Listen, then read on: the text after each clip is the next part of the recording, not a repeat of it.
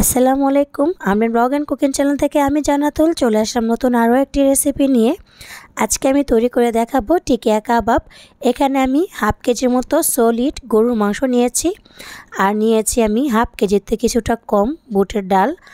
আজকে কাবাবটা সম্পূর্ণ গড়ে থাকা মশলা দিয়ে তৈরি করব। আর এই বুটের ডালটা কিন্তু সারা রাত্রের জন্য ভিজে রেখেছিলাম। তো এখানে দিয়ে দিলাম আমি দারচিনি, 4-5টা এলাচ, লং, জিরা, তারপর দিয়ে দিলাম এখানে লবণ, আর দিয়ে দিয়েছি ঘরে তৈরি করা গরম মশলা 1 চামচের মতো, দিয়ে দিলাম 1 টেবিল চামচের মতো কালো গোলমরিচ, তারপরে মরিচের গুঁড়া দিয়ে দিলাম আমার স্বাদ মতো, আর হলুদ সামান্য অল্প একটু দিয়েছি। এখন দিয়ে মাখিয়ে নেব, আর মাখিয়ে পানি দিয়ে এটাকে সিদ্ধ করতে বসিয়ে দেব চুলাতে। এখানে আমি কিন্তু আস্ত আদা এবং রসুন ব্যবহার করেছি, যেটা ভিডিও করতে আমি ভুলে গিয়েছিলাম। এখানে আমি 7 থেকে 8 টুকরার মতো রসুন এবং 7 থেকে 8 টুকরার মতো ছোট সাইজের আদা কুচি ব্যবহার করেছি। এখন সবগুলো একই সাথে সিদ্ধ করে নিচ্ছি। দেখতেই পেয়েছেন আস্তে আস্তে রসুনের কোয়াগুলো কিন্তু দেখা যাচ্ছে। আর একদম ডিম করে বলক আসার পর ডিম করে এটাকে সিদ্ধ করে নিতে হবে। পানিটা কিন্তু অনেক পর্যায়ে শুকিয়ে এসেছে, আর বারে বারে একটু পর পর কিন্তু নাড়াচাড়া দিয়ে নিতে হবে, তা না হলে কিন্তু নিচ থেকে বুটের ডালটা ধরে যাবে। তাই তো আমার ডালটা এই পর্যায়ে এসেছে, হালকা একটু ভিজা ভিজা রয়েছে আর অনেকটাই কিন্তু নরম হয়েছে। কেউ চাইলে এই ডালটাকে পাটায় পিষতে পারেন, আর কেউ চাইলে ব্লান্ডার করতে পারেন, তবে আমি ডালটাকে ব্লান্ডার করে নিব। একটু ভিজা ভিজা রাখলে আর গরম গরম যদি ব্লান্ডার করেন তাহলে কিন্তু সুবিধাই হয়। অনেকটাই কিন্তু সফট হয়ে গিয়েছে। চুলা থেকে ডালটা নামিয়ে ব্লান্ডার করে চলে আসলাম বাকি সব উপকরণ মেশানোর জন্য। এখানে আমি দিয়ে দিলাম 1 কাপ পরিমাণ কাঁচা পেঁয়াজ কুচি করে রাখা, দিয়ে দিলাম কাঁচা মরিচ, আর এখানে দিয়ে দিয়েছি পুদিনা পাতা 1 মুঠের মতো, সাথে ধনিয়া পাতা ছিল। কেউ চাইলে ধনিয়া পাতাটা স্কিপ করতে পারেন। দিয়ে দিলাম পরিমাণ মতো লবণ আর 2টা ডিম দিয়ে এখন সমস্ত উপকরণগুলোকে মাখিয়ে নিব।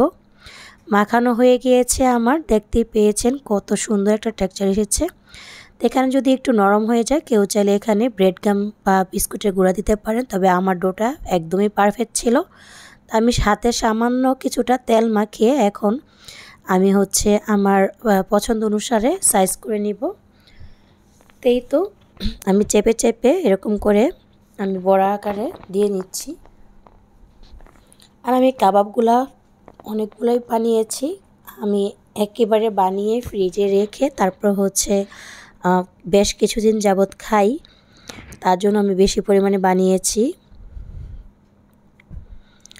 সবগুলো কাবাব আমার বানানো হয়ে গিয়েছে, চলে আসলাম ভাজার জন্য। এর আগে কিন্তু আমার ভাজা অলরেডি হয়ে গিয়েছে, যেহেতু বাচ্চারা খাওয়ার জন্য বায়না করতেছিল। তো এখন আমি আবারও আপনাদেরকে ভেজে দেখাচ্ছি। এই তো কড়াতে কিন্তু তেলটা গরম অলরেডি ছিল আগে থেকেই। এখন আমি একে একে কাবাবগুলো দিয়ে দিচ্ছি।